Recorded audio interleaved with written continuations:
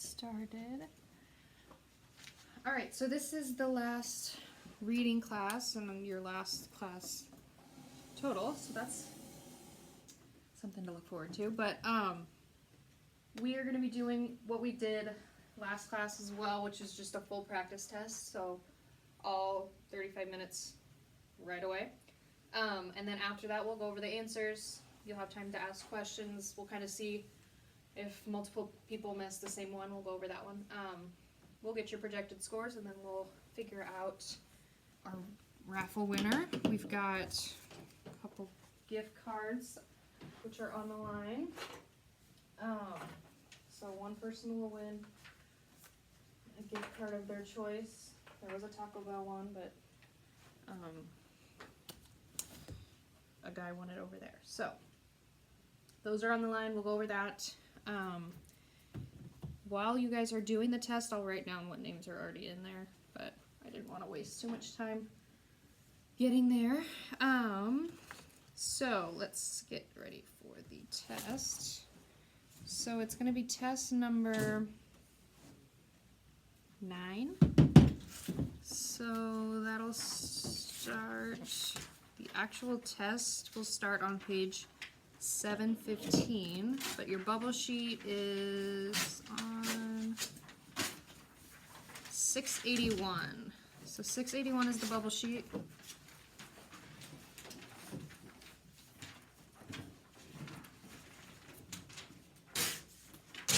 And then that test starts on 715.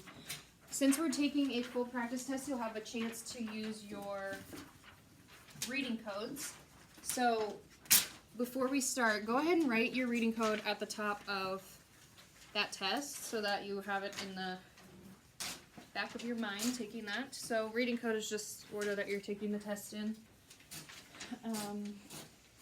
So if your reading code doesn't start with a 1, when I say go, you should be flipping to that starting passage.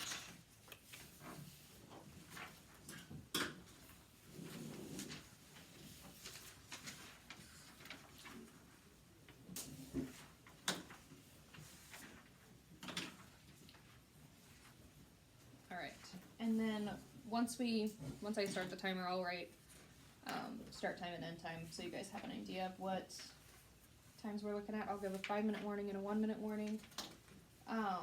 Before we start, who took this last ACT test? Who has taken an ACT before? Okay, have you guys taken it just once? 3 times. Has your reading score gone up since this class? Yeah. Good. People that have only taken it once, is your reading score better than you were expecting? Good. Okay. Perfect. Good. I just kind of wanted to see where we were sitting out that. So again, I'll give you a 5-minute warning and a 1-minute warning. Any questions before we start? All right. You may begin.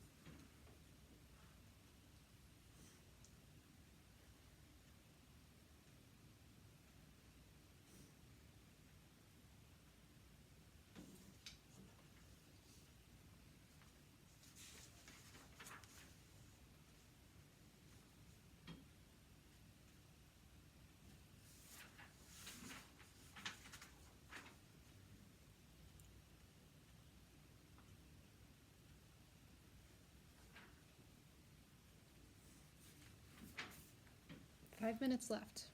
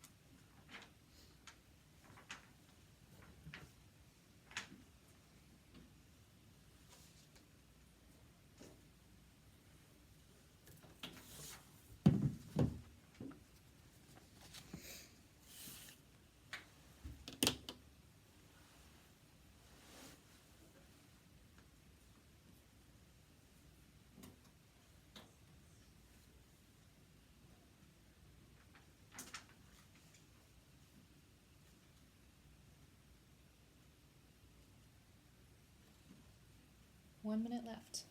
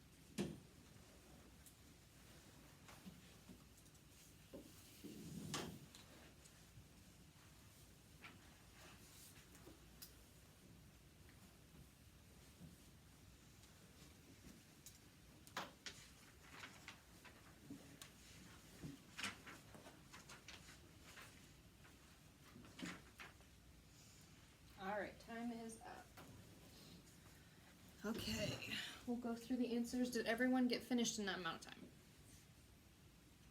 Okay. All right. Number 1 is B. 2 is J.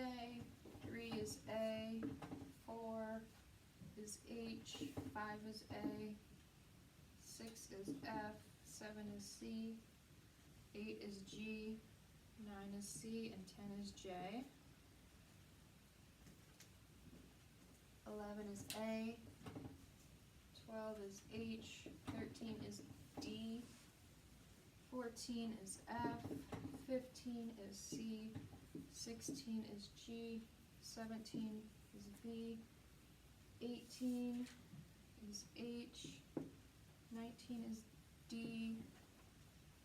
20 is not in my picture. 20 is F.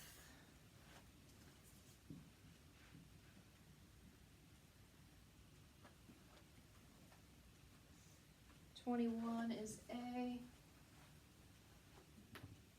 22 F. 23 D. 24 G. 25 D. 26 H. 27 B. 28 F. 29 C. 30 J. 31 C. 32 F. 33 C. 34 H. 35 D. 36 G. 37 A. 38 F. 39 B. And 40 is J. So see which ones you missed.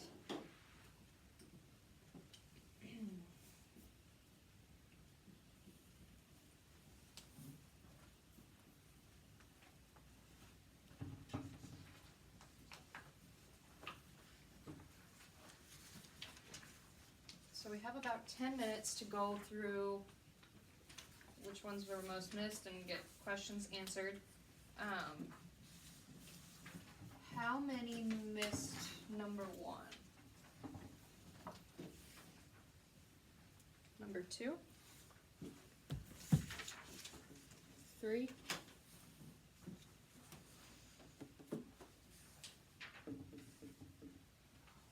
4?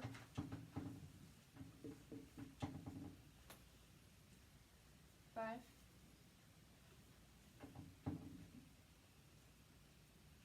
6?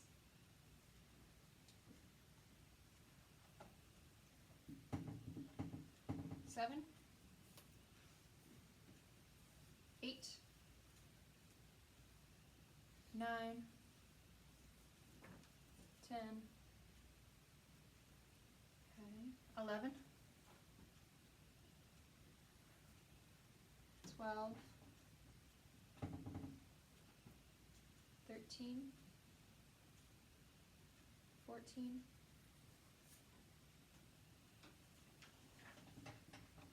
15? 16? 17? 18? 19? 20. Okay. 21? 22? 23? 24? 25? 26? 27? 28? 29? 30. Okay, 31, 32, 33, 34, 35, 36, 37, 38, 39, and 40. Okay, so I just kind of starred the ones that were missed by 4 or more. So we'll go over these 4, I think, and see if we can't out where we went wrong. So number 3 is where we'll start. Okay.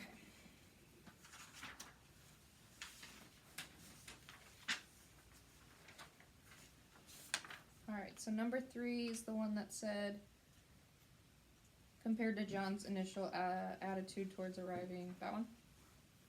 Okay. So the correct answer was A. What did the people that missed that one, what had you put?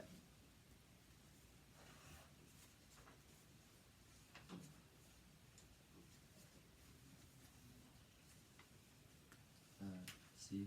C? Did anyone else have C? Okay, so it looks like it was between A and C. Okay. So let's see. First I'll read their explanation and see if we can't understand it better that way, and then we can go further. Okay, so it says, the best answer is A. So it says, according to the passage, Libby initially was less enthusiastic than John about the move, but eventually changed her attitude. So there's a sentence that states something, it comes after something, but it says, hoping the enthusiasm in my voice would match the sparkle in his eyes, to indicate that Libby was initially attempting to appear excited for John's sake. So that best supports answer choice A. So that looks like...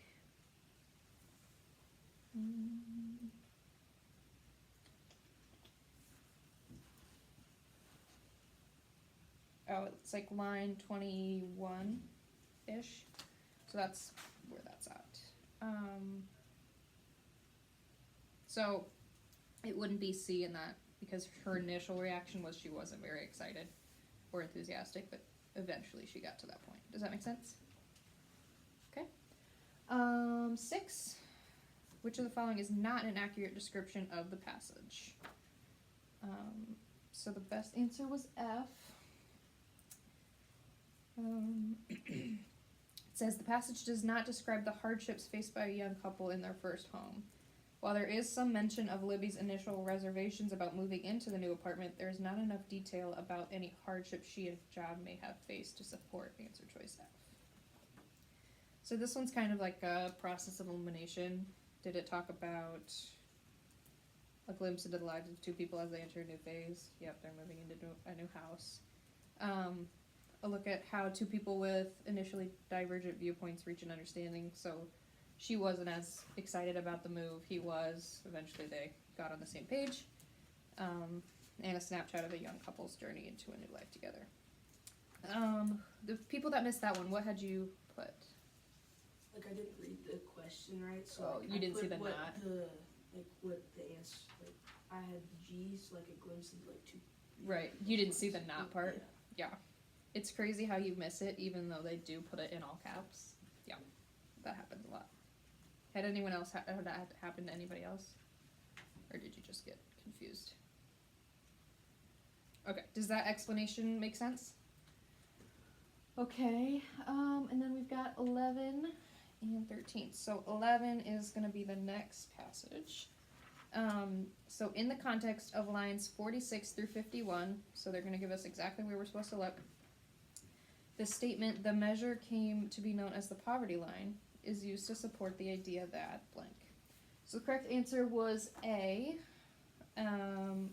People that missed that one, what had you put? B? Okay. Let's see here. Okay. 11.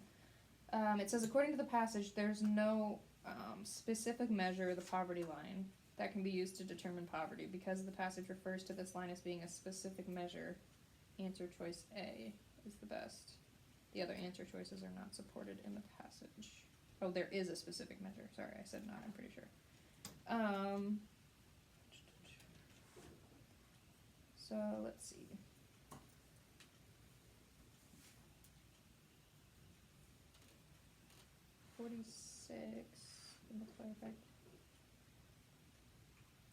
Okay, so it's talking about how that, how she, like, estimated, using the multiplier effect,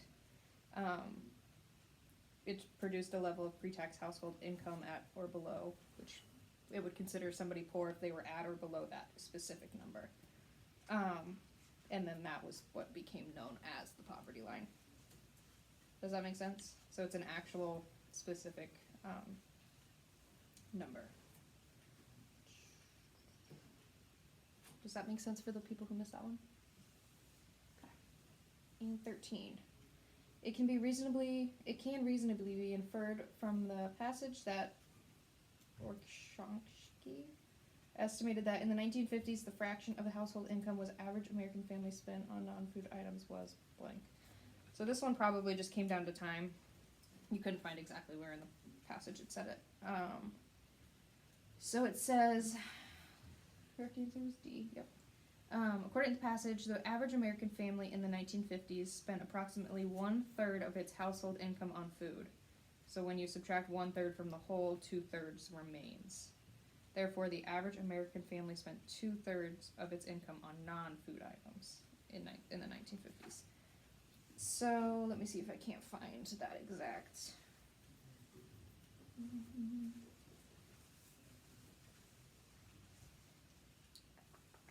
Does anyone see where it says that 1/3? It's like the paragraph of line 53 where it starts. 53? Oh, okay. So, okay, yep. So it says nowhere near the 33% assumed in the 1950s. So 33% is 1/3.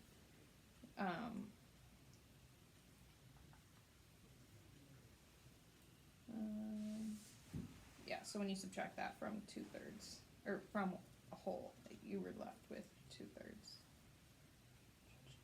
Does that make sense? Okay. So those were all the ones that were missed by more than one person. If there's one that you go back and see that you missed and you don't understand why, you can still text in the WhatsApp group even if class is over. I'll try and get answers to you. But you can also go to page 758, and that gives you all the explanations, so you can go back and refer to those as well. Okay, we are gonna go ahead and do the raffle. These are the names currently in it. So we've got 3 or 4 names to add. So did anyone get a projected score? Oh, I'll tell you which page to look that on. Projected score, go to page 742. Count up how many you got right. That'll get you projected scores. Okay, did anyone get a projected score of a 36? Okay, 35. 34. 33. 32. Okay. What was I on? 32. 31. 30. 29. Okay. Colin, and remind me your name? Ian. Okay. Okay, so we've got Ian. Okay, those will be our 3 for today. And we'll find out who, I'm going to put them all into a random wheel spinner, so just give me 2 seconds. If each of you would take one of these papers, I just want kind of personal feedback on how much the reading ACT helped you. So 5 being super helpful, 1 being didn't help at all. So just kind of rank it. And that, you don't put names on it or anything, just the number is fine.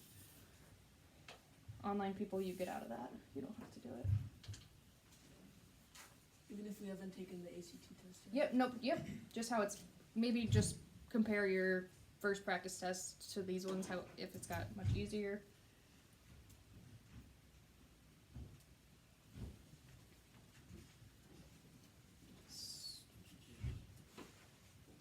And I'm putting these in order of the classes, so if there's 2 people's, or if it's the same person's name next to each other. That is why.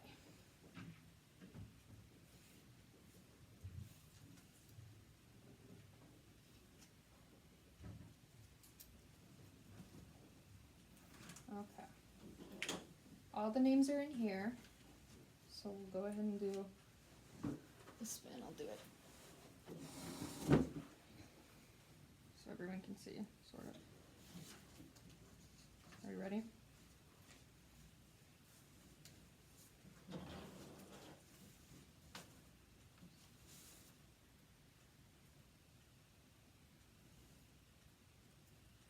Ashika. So if you're online, so I'll have you message me in the WhatsApp, or I'll message you, and I'll figure out where to send it. Do you want Subway, Starbucks, or Target? They're all $15. Target, please. Okay, perfect. If you just want to leave those there, I'll pick them up, or actually bring them up here as on your way out.